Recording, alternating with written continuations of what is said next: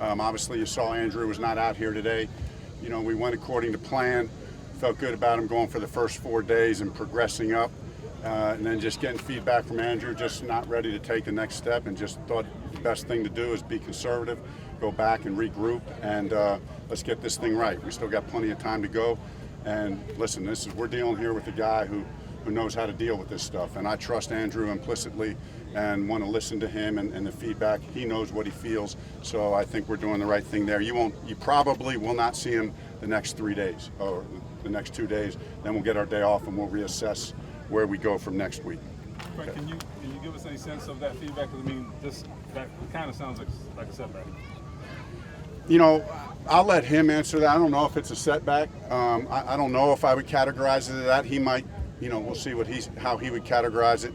You know, I just think it was, you know, we come out here for 4 days. I was optimistic that we could get through these 4 days and just keep going. But, you know, you feel what you feel. And we got to respect that. It's still early on. There's so much that can get done and so much that is being done in a lot of ways that I think is getting him ready for the season. Hey Frank, is it more than just a calf? I think you made a mention on NFL Network, mentioned lower leg. So is it beyond just a calf injury that he's dealing with? I mean, right now the primary thing we're dealing with is the calf.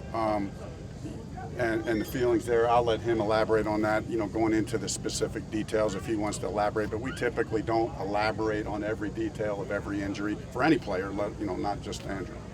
I think you mentioned during at one point in the OTAs that if you played Sunday, he'd be out there. So has something happened between then and now? You know, again, if this Sunday was a big game, do I think he'd play? Yeah, I probably think he'd play. But again, only he can answer that. I mean, you got to trust the players. You got to trust the players, and that's what we're doing in this case, and with all of our players. Let me ask you too, with that beating it up, he'll now, for the most part, not being part of 2 weeks of teamwork and all that. Doesn't it hold back the offense when your guys not running the offense? You know, we love all of our players to practice, but you know what we just find over the years that we can't let anything hold the offense back. Nothing. And Andrew knows this. There's this. You know, sure he's a great player, but this is a team game. And Jacoby's having a great camp so far. He's taking advantage of the reps he's getting, and in that way, it's really good for our team.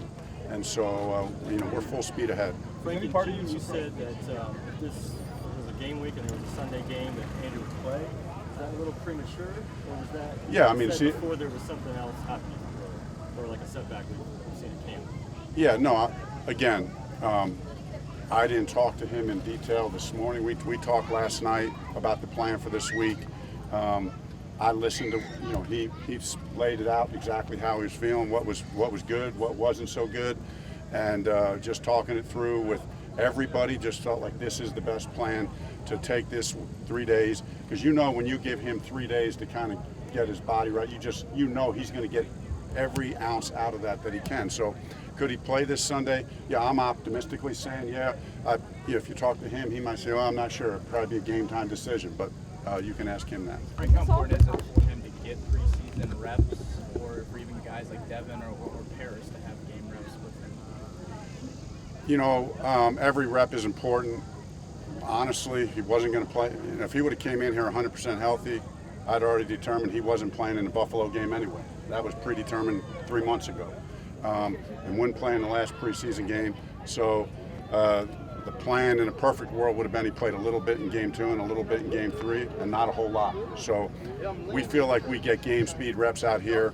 Preseason is good. It's fine. We want to get him out there a little bit, but it's not absolutely necessary. Game 2 still possible preseason? Too early to say. You know, I mean, and I don't even want to push it, to be honest with you. Even if he came back and said, you know, I'm going to be, well, let's not even think about that. Let's just get this thing right, take it day to day. And I just think it's important for his mentality and psyche that he just feels ready to go. And we need a good full week of practice, full speed, where he feels confident. That's what we're looking for. Is this all precautionary, or is he in pain?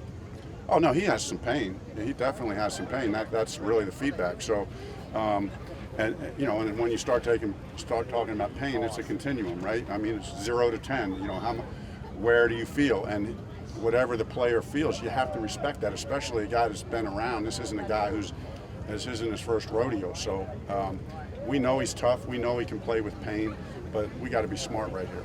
I don't want to break the Andrew Luck questions, but why have tight ends always been featured in your offenses? What is the about?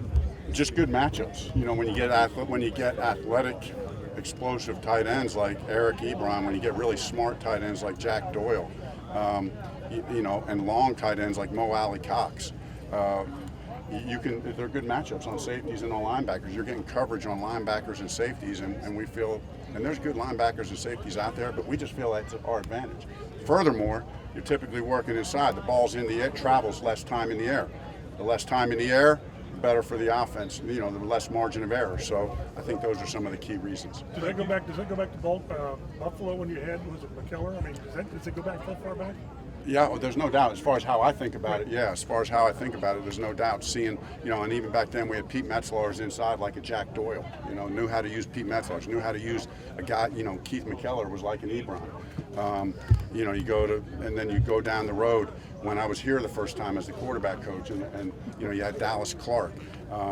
You know, and then in San Diego with Antonio Gates, and in Philadelphia with Ertz. So we love our tight ends here, and we're going to continue to feature them. Frank, you've talked a little bit since camp started about some of the research and science you guys have looked at, you know, in terms of easing in and engaging, you know, players' readiness and that kind of thing.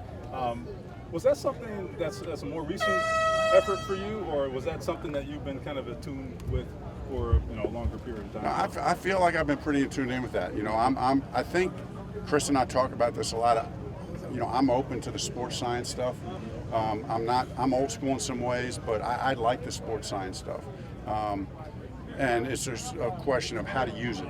And so we got a really good team of people, and then just the way Chris and I mesh on it and talk through it, I just think it's good to use the information, but you still got to synthesize it and still come down and make judgments at the end of the day that you think are best. How different is it when you talked about, you know, your Buffalo days, for example? I mean, do you ever think about how much it's contrasted from where it was when you played? Yeah, I mean, there was not. I mean, we talked about none of this stuff. I mean, none of this sports science stuff. Well, the only sports science stuff. Let me go back on that. We had Rusty Jones. Right. So, as far as being advanced in our training, a lot of the things that we're doing now that all the teams are doing, you know, I hate to say it like this, but Rusty invented that stuff, you know, or at least he was one of the guys that invented it back 30 years ago. So, but as far as all the other data that we get, this is all new in the last 10, 15 years. Frank, did Jabal have to have his knee scoped? Is there any update there? No update. Yeah, no update at this point. Al-Qadim Muhammad looks like it's been taking the starting reps for him. What type of player is he? I know he started games for you last year. What does he bring in place? He has a lot of talent, A, or you're not here. B, he is what you call an effort player, which every player should be that way, but he's like a 10 out of 10 when it comes to effort. You know he's going to finish every play, and so that attitude is contagious, and so that's where he's made his plays, you know, that combination of talent and effort. Frank, last question here. Frank, it felt like there were a lot of flags out there today. Yeah, it did feel like that, didn't it? And I meant to say that to the team today. In fact, I wrote it down, and I glossed over it. But we'll talk about that one this afternoon with them.